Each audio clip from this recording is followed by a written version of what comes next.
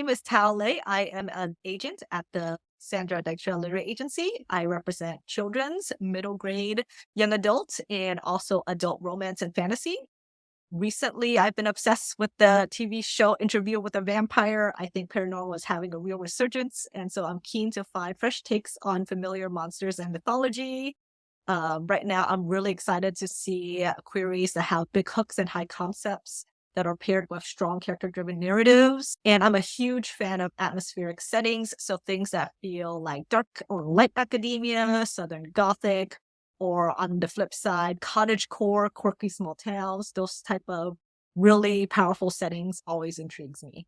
I love really over-the-top, high-concept stories, but I really need the characters and the narrative to pull me in at the same time. I'm a sucker for a good character-driven story. I think it's ultimately my connection with these characters, whether rooting for them to win or succeed, or maybe I love to hate them. I'm always a sucker for good villains that I can hate or love. And if those characters really capture my attention, then I'm willing to invest my entire time in whatever journey they go on. Sometimes I don't know what I want until I see it.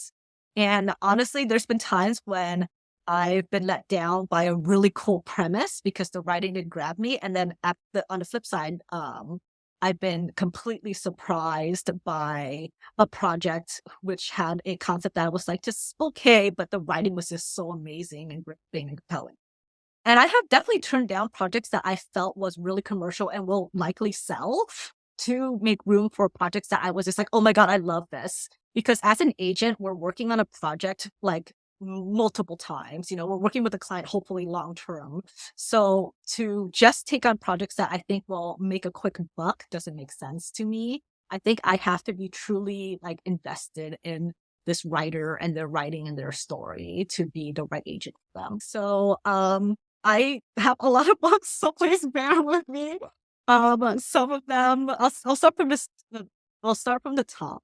Right here is Ravenous Things, which is a horror middle grade book by Derek Chow, and it is a retelling of the Pied Piper in a modern day kind of subway setting. And I am a sucker for horror and dark stories, especially in young, like middle grade or even chapter books. I was a big fan of Goosebumps, scary stories told in the dark. I love getting freaked out and scared as a kid, and I feel like there's a lot of kids like me.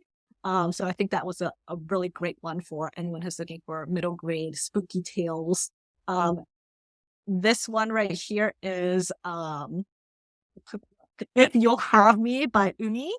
And it is a sapphic graphic novel, and it's perfect for fans of manga and anime who's looking for something kind of really lovey and lighthearted and romantic. And it's a very cute kind of like feel good type of love story. One Year Ago in Spain is a speculative romance where a woman's fiance falls into a coma, and in order to rescue him and bring him back, she has to woo his ghost. Bride by Ali Hazelwood is her paranormal romance. And again, vampires, werewolves, all the things I really love. These Deadly Prophecies by Andrea Tang is a YA magical whodunit for fans of Knives Out. I'm a huge fan of this genre, especially when it has a little twist in this case. It's wizards and sorcerers who are getting killed. The Salvation Gambit is one of the few, by Emily Skrutsky, is one of the few sci-fis that I represent. And it kind of represents the kind of my love for things like Battlestar Galactica and The Expanse. Although that's a much more niche part of my collection. Not in Love by Ali Hazelwood is a kind of angsty romance, which is a departure from her more feminist rom-coms. But I really love it because, again, amplified emotions. There's a corporate hostile takeover of sorts in it. Almost an enemies to lovers in a modern setting. Lots of juicy things. Atana and the Firebird is a middle grade graphic novel, and it's perfect for fans of Miyazaki and Studio Ghibli. It's really magical. Again, fans for anime and manga. Prince from the Palisades is by Julian Winters, and it's a really great, like, if you love elites or Gossip Girl, think that, but black and queer. Um, right behind me is also Kingdom of Without, is a cyberpunk um fantasy by Andrea Ting. And then we also have What Stalks Among Us by Sarah Hollowell, which is a psychological supernatural thriller where some kids find a core maze that shouldn't be there, and weird shenanigans, kind of spooky, eerie things happen inside the maze.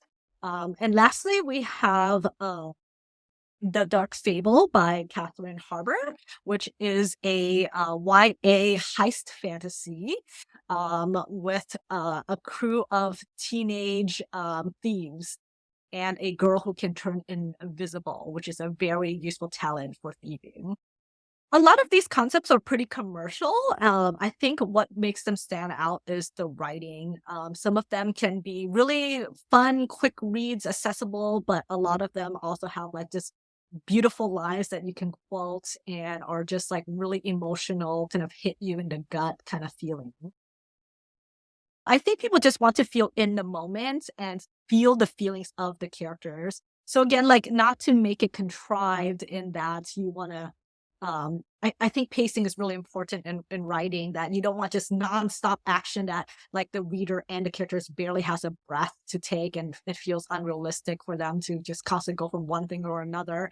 But to have like, show some agency within the characters making decisions, even bad ones, and seeing the consequences play out and following through with the characters and how they deal with, whatever obstacle comes up for them, and feeling in there with them with whatever kind of challenge they're facing.